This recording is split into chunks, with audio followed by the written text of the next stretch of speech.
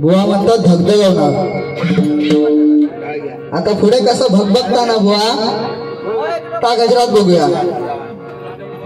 त्याचप्रमाणे बघा या भूतलावर अनेक प्रकारचे रंग आहेत, पण ज्या रंगाने आपलं आयुष्य ज्याने सुंदर होतं तो एक रंग म्हणजे पांडुरंग. आणि त्या पांडुरंगाची भक्ती एवढी श्रेष्ठ आहे की एकदा काय झालं, नामदेव आणि ज्ञानदेव 12 ज्योतिर्लिंगाचं दर्शन घेत घेत औंढा नागनाथाला येऊन पोचले. औंढा नागनाथ मध्य प्रदेश मधला सुप्रसिद्ध असं मंदिर आहे. तिथे नामदेव महाद्वारामध्ये कीर्तन करू लागला आणि तो कीर्तन कशा प्रकारे करतो बघा.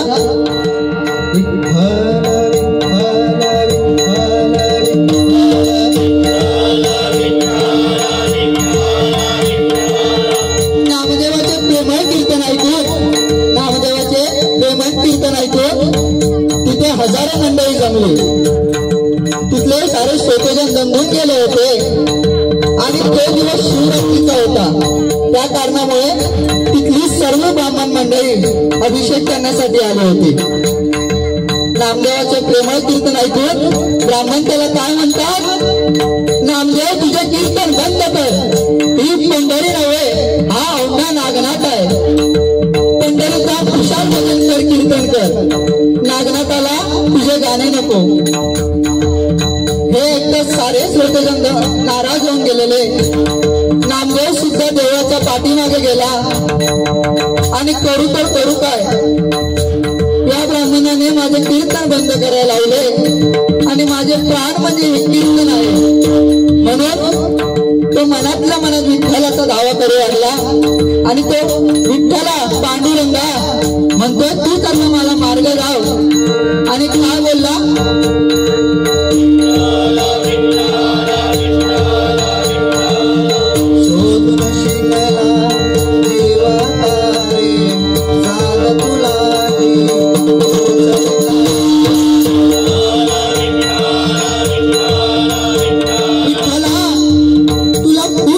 शोधून जमलोय, मनातल्या गाभाऱ्यात तुला उलगतोय.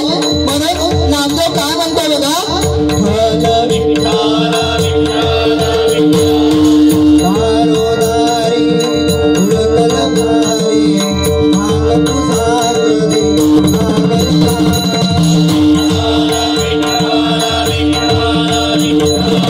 विठ्ठला पांडुरंगा तूच मला सांग, श्याम मुरारी कुंज विहारी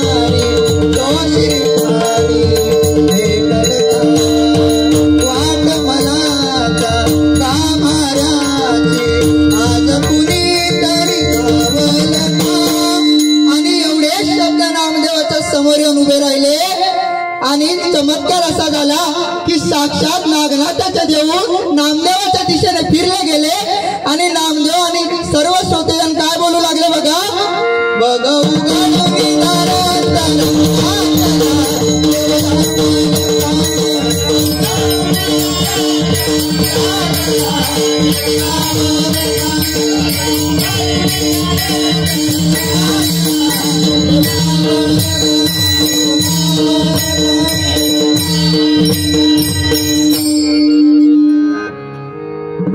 सन्माननीय निखिल दाने साहेबांकडून 100 रुपयाचा सभावमानाचा पारितोषिक स्वीकार करतोय.